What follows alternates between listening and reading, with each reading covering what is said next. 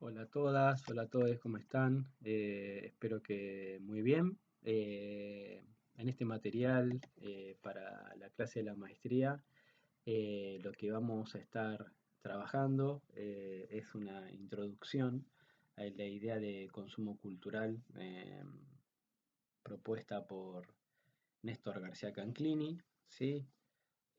Básicamente, para entrar rápidamente al asunto, para Néstor García Canclini, el estudio sobre el consumo es estratégico y va a ser decisivo, va a plantear él en sus reflexiones de los años 90, eh, para conocer las necesidades y las demandas del pueblo, ¿sí? Para decirlo rápidamente, ¿no? Va a permitir evaluar los efectos de las acciones estatales y privadas y también saber más o menos en qué dirección se está moviendo el mercado de los bienes simbólicos, ¿no? En varios de sus textos, en el consumo sirve para pensar, pero también el consumo cultural una propuesta teórica, bueno, y en algunas otras revisiones eh, que se reúnen en su libro Consumidores y Ciudadanos, pero también en otros textos, dice García Canclini que existen dificultades de orden teórico y de orden ideológico para pensar el consumo. Porque dice, en términos ideológicos, desde la alta cultura, lo que podríamos decir la élite, o desde concepciones aristocráticas, se juzga que la multiplicación, ¿no?, masiva de los consumidores distorsiona el valor de la experiencia artística. Podríamos decir, pensando un poco en Bourdieu, una vez que algo se universaliza, se devalúa, ¿no? Entonces, así como Bourdieu hablaba de las titulaciones, cuando los títulos académicos se masifican, se devalúan, eh, podríamos pensar que cuando algo se masifica, se comienza a sospechar de su valor, ¿no? Es como una experiencia cultural que se devalúa, ¿no? Por otro lado, los discursos sobre las clases medias y los sectores populares respecto a ellos, ¿no? O sí suelen identificar el consumo como un gasto suntuario, ¿sí? Como un lujo y también como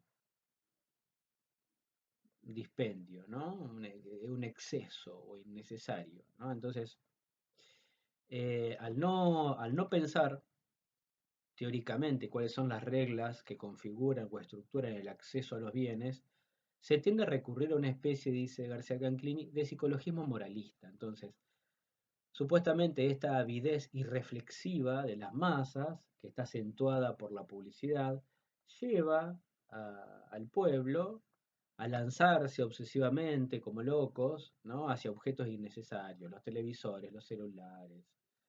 Se realizan fiestas superfluas cuando serían personas que carecen de viviendas o de otros bienes considerados clásicos, ¿no? Y esto es otra cuestión clave, es decir, son miradas, dice García Canclini retomando a Mary Douglas y a Aaron Isherwood, que llevan una especie de prejuicio veterinario. ¿Qué significa? Que los pobres, que lo único que necesitan los pobres es comer, ¿sí? Como si fuesen instintos, ¿no? Entonces, el instinto lleva a comer y a reproducir, no necesitan nada más. Entonces, además de ser una mirada, además de una mirada del orden aristocrático, que plantea que el consumo de las masas está vinculado a la manipulación y a la alienación política y económica, también el pueblo perseguiría satisfacciones inútiles o pseudo satisfacciones que los distraerían de sus verdaderas necesidades, ¿no? Entonces, ¿cuál es el planteo de García Canclini? Eh, para comenzar a pensar el consumo es necesario criticar dos nociones, la de necesidad y la de bienes. Primero, romper con la idea de concepción de necesidad en términos naturales o biológicos, porque va a plantear que si no existe naturaleza humana inmutable, no se puede hablar de necesidades naturales permanentes o esenciales. Ni siquiera, dice García Canclini, aquellas necesidades universales, entre comillas, como comer, dormir, beber o tener relaciones sexuales, que hay prácticas en las cuales se eluden estas necesidades o que están justamente mediadas por un conjunto de figuraciones o presentaciones culturales que las condicionan, ¿sí? Entonces, las necesidades biológicas son elaboradas desde múltiples prácticas culturales y con distintos rituales, ¿sí? Por otro lado, lo que se llama necesidad surge también de diversas representaciones culturales, como podríamos pensar el resultado de una interiorización de determinaciones sociales y de una elaboración subjetiva de los deseos, ¿no? Esto se puede relacionar con la idea de Bourdieu, ¿no? Con esta idea de agente de Bourdieu, en el cual se conjugan determinaciones objetivas y condicionamientos subjetivos, ¿no? Y está el hábitus elaborando, ¿sí? Entonces los agentes realizan una práctica de consumo eh, desde una serie de mediaciones culturales que van configurando esa experiencia.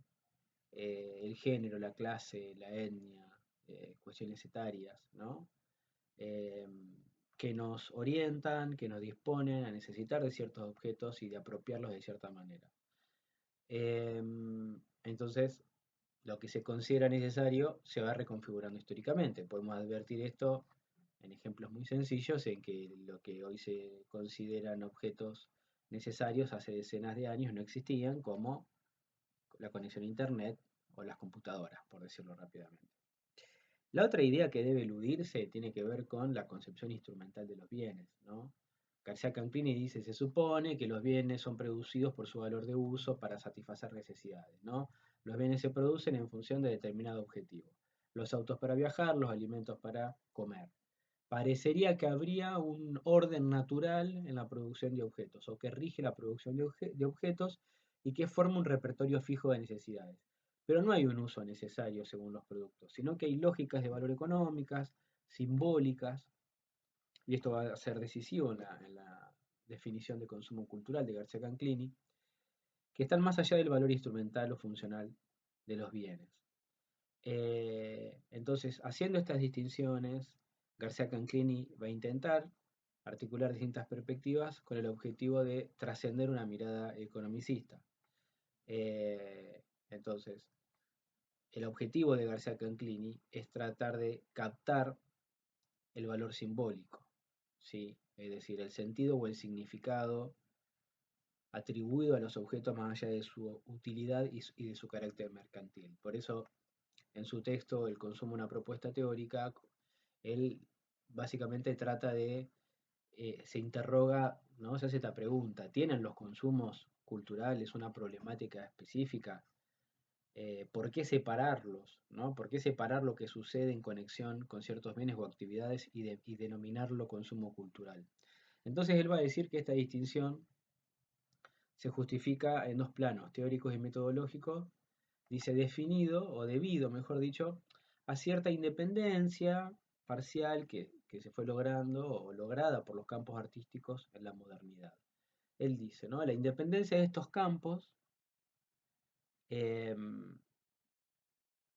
en parte, dice, por una secularización global de la sociedad, pero también por transformaciones radicales en la circulación y el consumo, podemos pensar en las transformaciones de las industrias culturales, ¿no? La expansión de la burguesía y los sectores medios, así también como la educación generalizada, van formando públicos específicos para el arte, para la literatura, para el cine, para la ciencia, ¿sí? Que van configurando mercados diferenciables o diferenciados donde los objetos o las obras seleccionadas son consagradas por méritos estéticos propios, ¿no? Entonces los productos denominados culturales tienen valor de uso, ¿sí? Y de cambio, contribuyen a la reproducción de la sociedad y a veces a la expansión del capital, pero en ellos los valores simbólicos prevalecen sobre los utilitarios y los mercantiles, ¿sí? Entonces ahí da una serie de ejemplos donde plantea, por ejemplo, un automóvil usado para transportarse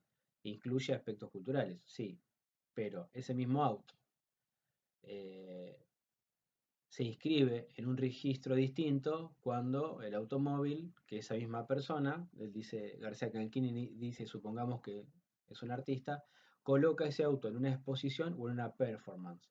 En este segundo caso, el aspecto cultural o simbólico, estético, ¿sí? Del automóvil se transforma, ¿sí? sobre el carácter utilitario y mercantil. Cambia el significado en su recolocación, ¿sí? En la escena cultural. Entonces, hay algo acá importante también vinculado con Bourdieu, que es el hábitus, también lo que distingue la noción de consumo cultural, el modo en que nos relacionamos con los objetos. Porque dice, existen un conjunto de consumidoras y de consumidores con una formación particular en la historia de cada campo, ¿no? No sé, la ciencia, la literatura, el arte, también las telenovelas, las artesanías, que orientan su consumo por un aprendizaje del gusto que es regido por ciertas especificaciones culturales.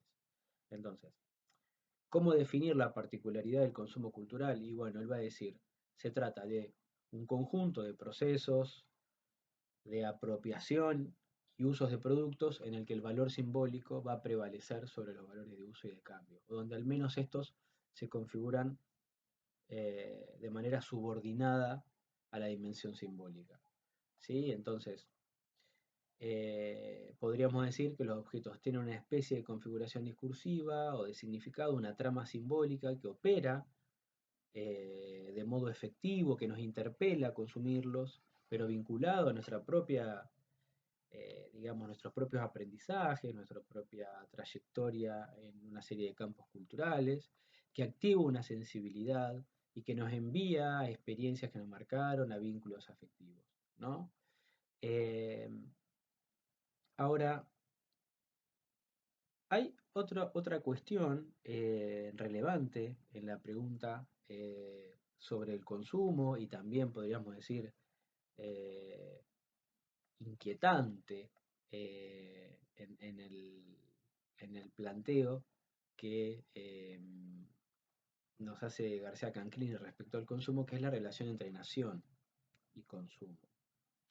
Porque García Canclini dice que esta perspectiva, o podríamos decir, esta perspectiva le permite a García Canclini pensar más allá, ¿no? Los modos en que se organiza lo social más allá de los mecanismos masificadores de la cultura, como los partidos, los medios, ¿sí? El Estado.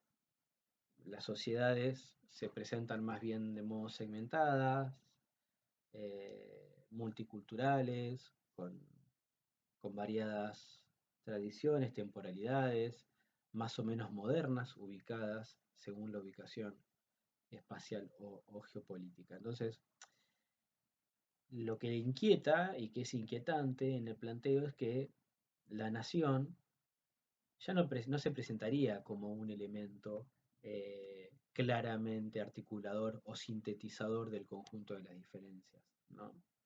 Es decir, metafóricamente, podríamos pensar que lo nacional está como erosionado, agujereado por todos lados, ¿no? Es un sentido que no termina de agrupar, de totalizar cabalmente la experiencia, ¿no? De ese conjunto de agentes que busca agrupar, ¿no? Que busca contener.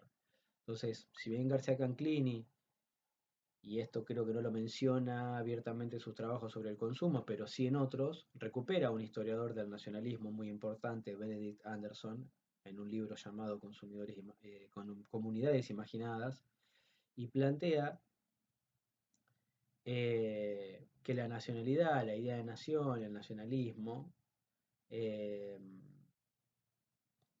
son artefactos culturales que cobraron distintos significados a través del tiempo y que han tenido una profunda legitimidad, ¿no? Son comunidades imaginarias porque aún los miembros de una nación muy pequeña o incluso de una ciudad, y esto está en trabajos de García Canclini como La ciudad de los viajeros, ¿sí? En imaginarios urbanos, como les decía, eh, una nación, o como les decía, como estas comunidades imaginarias o ciudades, siendo muy pequeñas, aún siendo muy pequeñas, dice Anderson, sus agentes, sus habitantes no conocerán jamás a la mayoría de sus compatriotas, no los verán ni oirán hablar de ellos, pero en la mente de cada uno vive la imagen de esa comunión.